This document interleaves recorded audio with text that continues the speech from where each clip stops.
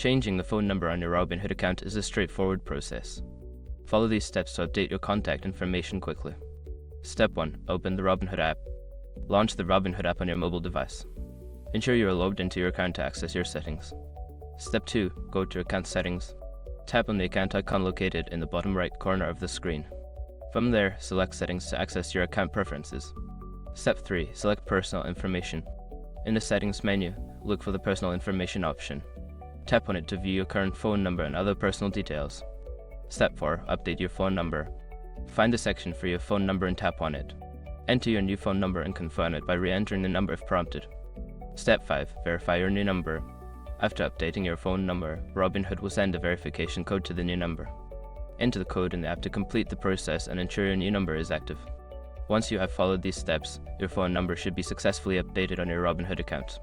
If you encounter any issues, consider reaching out to Robinhood support for assistance.